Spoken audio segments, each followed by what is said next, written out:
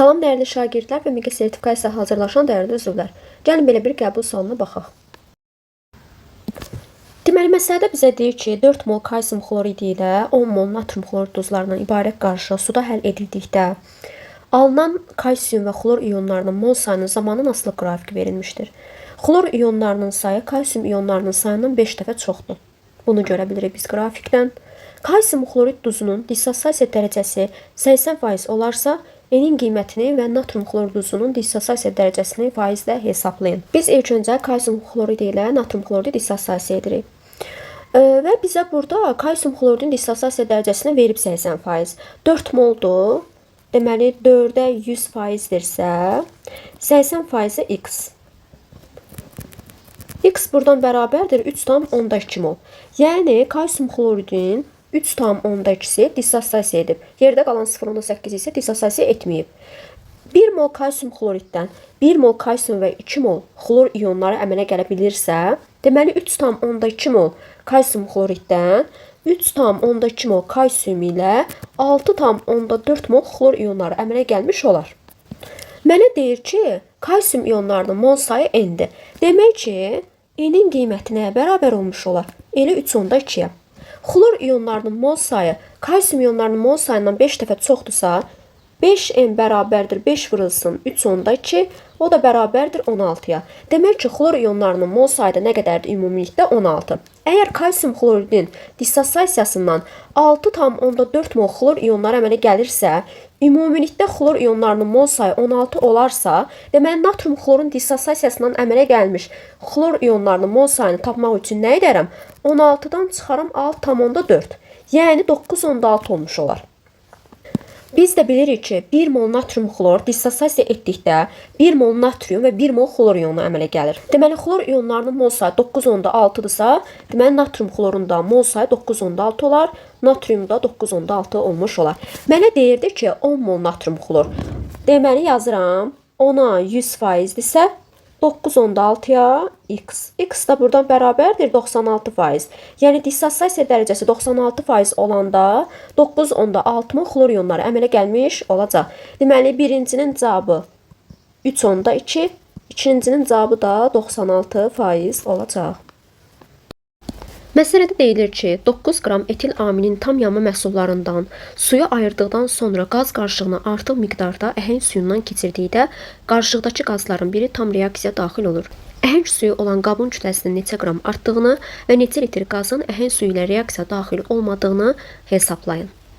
Bunun üçün ilk öncə etil aminin yanma reaksiyasını yazırıq və daha sonra əmsallaşdırırıq. Bizə deyir ki, etil aminin tam yanma məhsullarından suyu ayırdıqda su çıxsa əgər nə qalır? Azot qazı ilə karbon qazı qalır, düzdürmü? Və deyir ki, artıq miqdarda əhəng suyundan keçirdiblər həmin bu qaz qarışıqlarını. Qazlardan biri tam reaksiya daxil olur. Əhəng suyunun formulu necədir? Kalsium OH2. Biz də bilirik ki, kalsium OH2 azot ilə reaksiya daxil olmurdu. Karbon qazı ilə reaksiya daxil olub, kalsium karbonat və su əmələ gətirirdi. 9 qram etil aminin yanmasından nə qədər karbon qaz əmələ gəlir? Gəlin ilk öncə onu tapağın. Etil aminin üzərindən 9 yazıram. Altından 4 vurulsun. C2H5NH2-nin kütləsi 45 qram.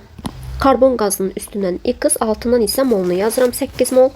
9-a x-dırsa 4 vurulsun 45-ə 8 mol. X buradan bərabərdir neçəyə? 0,4 mola. Yəni 0,4 mol karbon qazı reaksiya daxil olub.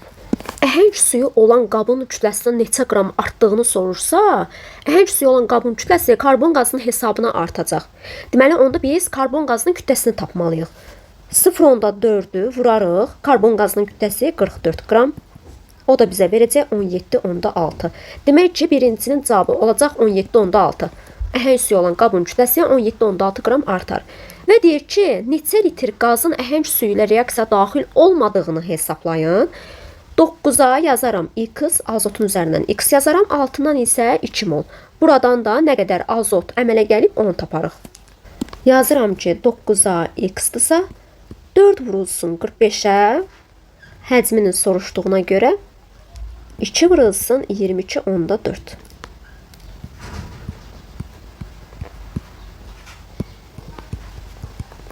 X da buradan bərabərdir 2,24 litrə.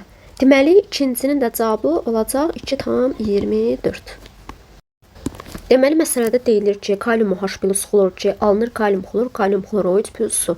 Reaksiya tənliyi üzrə alınan məhsulların mol miqdarlarının zamanın asılı qrafiki aşağıdakı kimidir.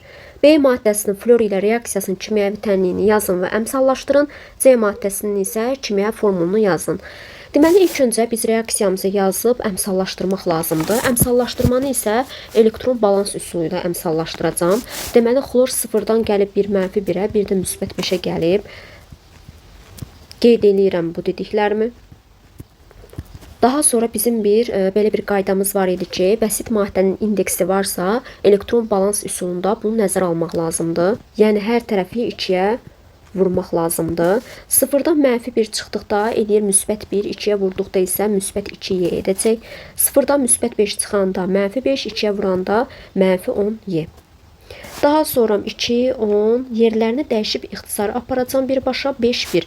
5'i atmalıyam mənfi 1 olan tərəfə, 1 atmalıyam müsbət 5 olan tərəfə. Biz deyirdik ki, öz-özünə oksidaşma reduksiya reaksiyalarında sağ tərəfdən əmsallaşdırma aparmaq lazım idi. 6 dənə xlor olduğuna görə xlorun əmsalı 3 olacaq. 6 dənə kalium olduğuna görə kalium OH-ın əmsalı isə 6 olacaq. Ən sonda hidrogenin, oksigenin saylarına baxırıq. Baxıram ki, hidrogen sol tərəfdə 6 ədəddir. Demək ki, sağ tərəfdə də 6 ədəd olmalıdır. Ona görə suyun əmsalı 3 olacaq. Oksigenlərin sayı 6, 6 düzəldi. İndi isə fikir verəyin qrafikə. Mol sayı çox olan maddəmiz adı, ən az olan isə C maddəsidir.